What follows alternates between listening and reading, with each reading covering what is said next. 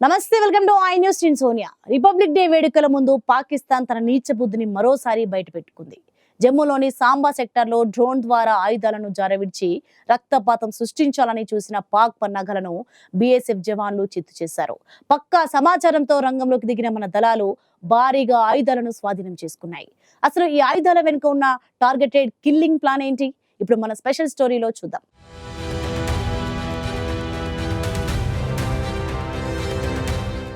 భారత సరిహద్దుల్లో Pakistan drone war ముదిరిపోతుంది. రిపబ్లిక్ డే వేడుకలకు మరికొద్ది రోజులే సమయం ఉన్న తరుణంలో జమ్మూ కాశ్మీర్ ను రక్తసిక్తం చేసేందుకు సరిహద్దు అవతలి నుంచి ఉగ్ర మూకలు స్కెచ్ వేశాయి. సాంబా జిల్లాలోని అంతర్జాతీయ సరిహద్దు వద్ద నిన్న అర్ధరాత్రి 11 గంటల సమయంలో ఒక అనుమానాస్పద డ్రోన్ శబ్దాన్ని బీఎస్ఎఫ్ జవాన్లు గుర్తించారు. హ్యూమన్ ఇంటెలిజెన్స్ జవాన్ల అప్రమత్తతో ఆ డ్రోన్ ఎక్కడ ఆయుధాలను జారవిడ్చిందో సరిగ్గా కనిపెట్టారు. దట్టమైన పొదలు, అడవులతో నిండిన ఆ ప్రాంతంలో బీఎస్ఎఫ్ కమాండర్ నేతృత్వంలో దళాలు మెరుపు వేగంతో సర్చ్ ఆపరేషన్ ప్రారంభించాయి. ఈ గాలింపు చర్యల్లో 2 అధునాతన పిస్టల్స్, 3 మ్యాగజైన్లు, 16 రౌండ్ల లైవ్ అమ్యూనిషన్, ఒక అత్యంత శక్తివంతమైన హ్యాండ్ గ్రెనేడ్ లభ్యమయ్యాయి. రోడ్డుకు కేవలం 300 నుండి 400 మీటర్ల దూరంలో ఉన్న పొలాల్లో ఈ ఆయుధాలను పాక్ స్మగ్లర్లు జారవిడ్చారు. తద్వారా స్థానిక ఉగ్రవాదులు వాటిని సులభంగా తీసుకుని జమ్మూలో కీలక వ్యక్తులపై టార్గెటెడ్ కిల్లింగ్స్ కు పాల్పడతారని పాక్ ప్లాన్ చేసింది. ఒకవేళ ఈ ఆయుధాలు ఉగ్రవాదుల చేతికి చిక్కుంటే రిపబ్లిక్ డే ముందు పెను ప్రమాదం